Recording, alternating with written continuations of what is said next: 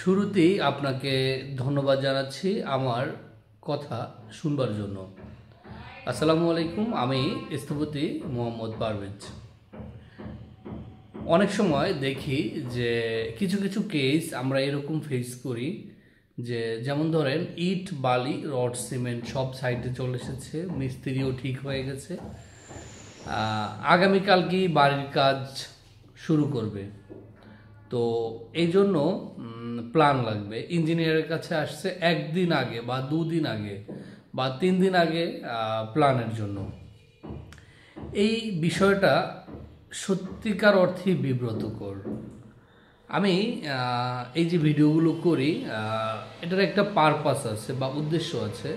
এটা হচ্ছে যে কনস্ট্রাকশন সেক্টর সম্পর্কে বা ইঞ্জিনিয়ারের কাজের প্যাটার্ন সম্পর্কে অনেকেরই কিন্তু ধারণা আছে, আবার অনেকেরই নেই।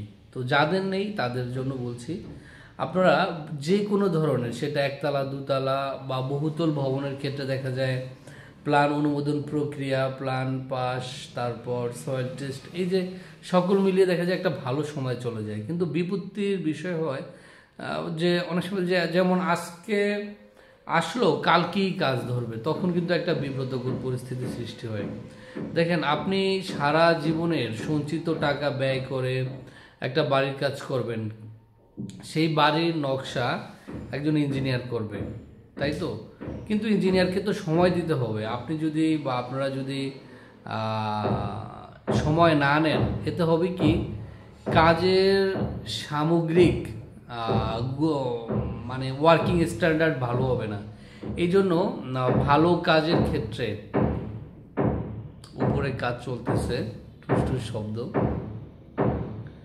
এই জন্য কাজের গুণগত মানের জন্য, ভালো মানের নকশার জন্য ইঞ্জিনিয়ারকে সময় দিতে হবে। এই বিষয়টা কিন্তু বিবেচনা নিলে আপনাদের বেনিফিট, ঠিক আছে? কারণ একটা ভবনে লাখ টাকা বা কোটি টাকা ব্যয় হয়, কিন্তু যেই নকশার উপর ভিত্তি করে ভবনের কাজ হবে, ঠিক আছে, সেটাকে যদি সময় দিয়ে মনোযোগ দিয়ে না করা যায়, তাহলে হয় কি, অনেক ছোট ছোট ভুল ত্রুটি হয়ে যাওয়ার পসিবিলিটি থাকে।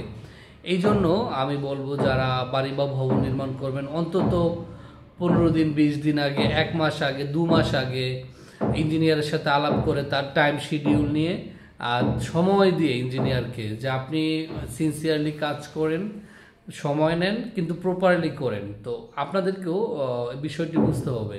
তাড়াহুড়া করে কিন্তু কোনো কাজ খুব একটা ভালো আসে না।